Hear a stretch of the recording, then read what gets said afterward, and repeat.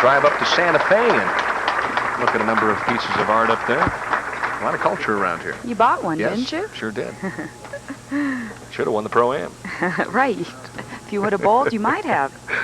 No. I think there's a distinct chance we would have finished second or lower there. This lady right now has the hot hand, a pair of 236s. And guess what? She starts right where she left off, and Donna Adamek had better shift into high gear early on in this one. Leanne Barrette picking up momentum as she's trying to go for a triplicate.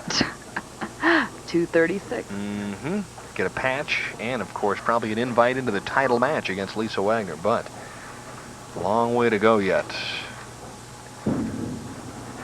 Little inside angle. That ball slides right past the head pin. So for Donna Adamek, she's obviously still trying to figure out lane 24 even after the practice shots.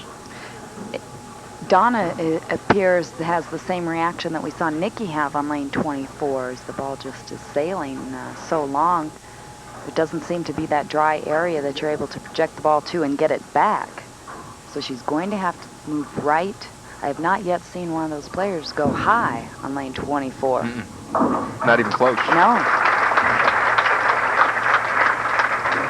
Donna Adamek, 4-time Bowler of the Year from 1978 to 1981. As we can see here, 5-step approach really hasn't changed her game much over the years. Very powerful. Watch her shoulders. She comes through.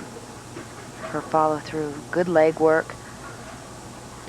And through all that power is why she sustained her injury. It was in her lower hips, her discs, lower back problems. Tries to go a little more direct on lane 23. That one through the nose. So you've got the under and the overreaction cooking here in lane 23 and 24. And when that happens, it's time to throw it out and start with a TV dinner. Well, that's what she told me was really happening most of the fall tour for her was, she says, I really felt like I'd been bowling well, but I'm just getting so much over-under reaction. She had a little bit of a talk with Brian Flanner, Bill Supper, and also Lita Sill.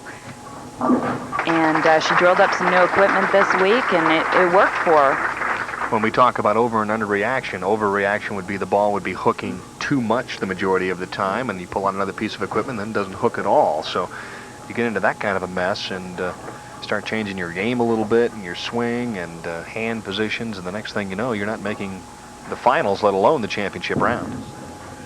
Then, of course, there's Leanne Barrette, who creates more area than any other player on the tour. She nearly kicks out the 8-pin. She never would have seen it. No, she just turned right around. She gave up on that one, but the pin rolled into the 8, didn't quite knock it over. Lisa Wagner waiting in the wings, trying to win her 3rd of the year and the 26th of her illustrious career. Leanne Barrette, the 1987 Bowling Digest Rookie of the Year. You know, it's funny, I was talking to some folks just prior to the telecast, Lee Island, and when you take a look at the 5 players on tonight's show, Lisa Wagner is shoe-in for the Hall of Fame. Donna Adamek obviously going to be there. Wendy Macpherson with a Queens and a U.S. Open. She's only 22. Before it's all said and done, she'll be there. Nikki Gianulias with 12 titles. Leanne Barrette with 9. We could be looking at 5 players on the show tonight that'll all end up in the Hall of Fame. Oh, I bet. Sure. Definitely so. That's amazing, isn't it? Yes. Very strong for one field. Telecast. Oh, yeah.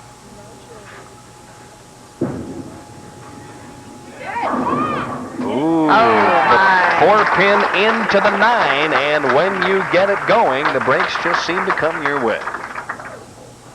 Last night in the final match, Lisa Wagner needed a spare in the 10th frame to keep that number 1 position, left a solid 4-9, picked it up, and stayed number 1 over Donna Adamek. Beat her by 2 pins. Boy, that was one of the finest position round matches I've ever seen, and I've been watching them since 1978.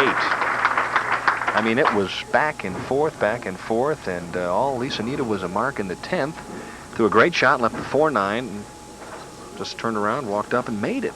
Fans went wild. Everybody except for Donna. She's thinking, boy, how can that happen? Well, Donna feeling really good qualifying number 2. It really just all came together for her this week. She's been going to a chiropractor 2 times a week while she's been out here on tour. She's been working with Dr. Bruce Broughton at home, and he got her into shape. And now she's working on a double and an 8-pin lead. So she's coming from behind here in the semifinal game. We'll be back with more right after this.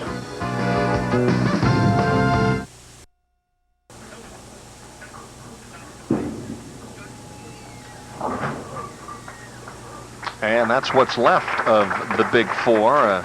Something that we never would have expected. Leanne threw it right through the nose on lane 24 and paid the price as she now trails by 22. Well, she went real light on lane 24 last time, but this time, Denny, she just let up on her speed because this ball just broke instantly. Can't tell the speed control there on the replay, though. Speed it up, it looks like she threw it as hard as she did before, right? Yeah. They can do wonders in that truck, can't they? They can. They might be able to make me look like I throw the ball hard. Sure. Well, she comes bouncing back on lane 23. Now the question is, the momentum is in the hands of Donna Adamek, who works on a double 2 more, and she opens up a comfortable advantage here in the semifinal game.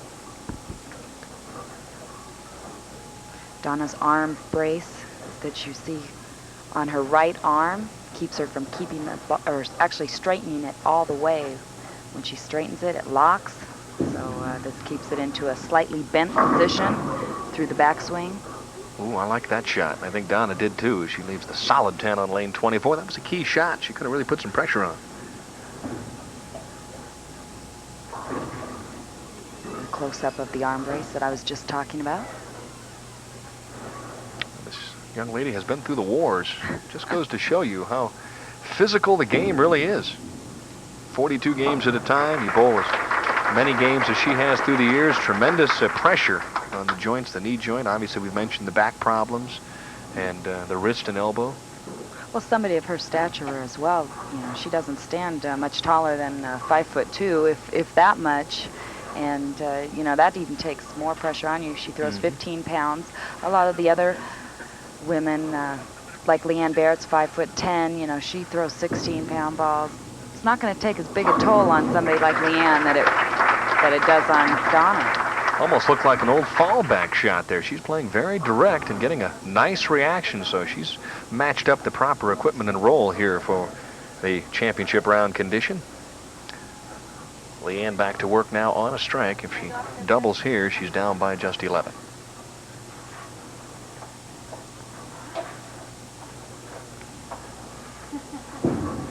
More room.